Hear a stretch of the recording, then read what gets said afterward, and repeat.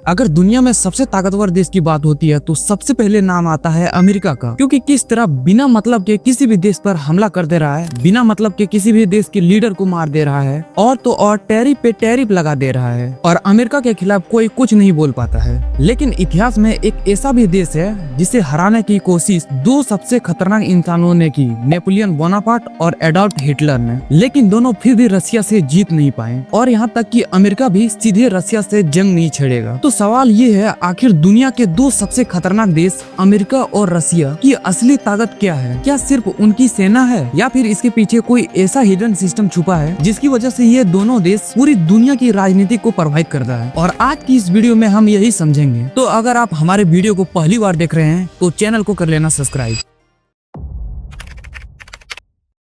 जब भी दुनिया की सुपर पावर देश की बात होती है तो सबसे पहले नाम आता है अमेरिका का। लेकिन अगर आप सोचते हैं कि अमेरिका सिर्फ अपनी सेना की वजह से ताकतवर है तो आप कहानी का सिर्फ आधा हिस्सा ही जानते हैं, क्योंकि अमेरिका की असली ताकत शुरू होती है उसकी ज्योग्राफी से। अमेरिका की लोकेशन पूरी दुनिया की सबसे सुरक्षित लोकेशन में से एक है। एक तरफ अंटार्कटिका महासागर से घिरा तो दूसरी तरफ प्रशांत महासागर से घिरा, मतलब अमेरिका पर किसी देश के लिए हमला करना आसान नहीं होगा। इसके अलावा अमेरिका के पास दुनिया के सबसे नेचुरल रिसोर्स भी हैं, जैसे तेल, कोयला, यूरेनियम, नेचुरल गैस, सब कुछ। यानी नेचर ने ही अमेरिका को एक तरह से अनफेयर एडवांटेज दे दिया है। लेकिन अमेरिका की असली ताकत सिर्फ जमीन पर नहीं, आसमान पर भी है, जैसे नासा। अक्सर लोग सोचते हैं कि नासा सिर्फ रॉकेट लॉन्च करता है, लेकिन असल में नासा सैटेलाइट के जरिए पूरी पृथ्वी को स्कैन करता है और इससे नासा को पता चलता है कहाँ खेती हो रही है, कहाँ सूखा पड़ सकता है, कहाँ फूड क्राइसिस आने वाला है। और अगर किसी देश के पास ये सब जानकारी हो तो वह दुनिया की अर्थव्यवस्था को आसानी से समझ सकता है।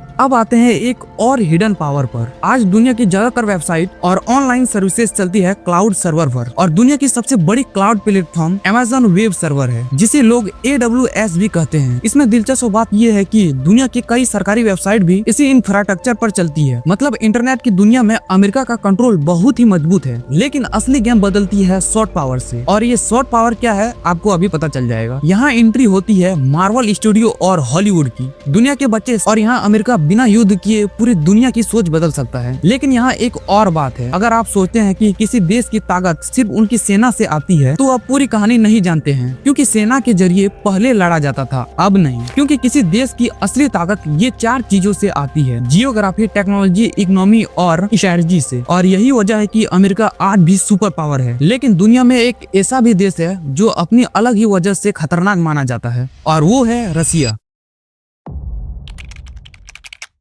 रूस दुनिया के सबसे बड़ा देश है, इतना बड़ा कि उसमें 11 टाइम जोन है। मतलब अगर आप रसिया में सफर करते हैं तो आपको कई बार अपनी घड़ी बदलनी पड़ सकती है। जैसा कि वीडियो के शुरुआत में ही बताया था कि कैसे नेपोलियन बोनापार्ट और एडोल्फ हिटलर ने रसिया पर कब्जा करने की कोशिश की, लेकिन दोनों ही हार गए। तो देखिए, इसकी मेन कारण है रूस की विंटर। रूस पर कब्जा करने की कोशिश कई बार कई लोगों ने की, लेकिन रूस की ठंड इतनी खतरनाक है कि कई बार लड़ाई लड़ने से पहले ही दुश्मन की सेना हार जाते थे। रूस के पास दुनिया की सबसे बड़े न्यूक्लियर हथियारों में से एक है, और दुनिया के सबसे शक्तिशाली हाइड्रोजन बम भी रसिया के पास है, जिसका नाम तसार बम है। इसकी ताकत इतनी ज्यादा थी कि इसका धमाका पूरे हिस्ट्री का सबसे बड़ा विस्फोट माना जाता है। रूस की एक और ताकत है और वो है ऊर्जा। यूरोप के कई देशों को अपने घर या इंडस्ट्री चलाने के लिए गैस की जरूरत होती है, और इस गैस का सबसे बड़ा हिस्सा रसिया से आता है। मतलब अगर रसिया गैस सप्लाई रोक दे तो कई देशों की अर्थव्यवस्था पर असर पड़ सकता है। लेकिन कहानी यही खत्म नहीं हुई। रसिया के पास एक ऐसा सिस्टम है जिसे डेड हैंड सिस्टम कहते हैं। मतलब अगर रूस पर किसी ने न्यूक्लियर हमला किया और अगर कमांड सिस्टम खत्म हो गई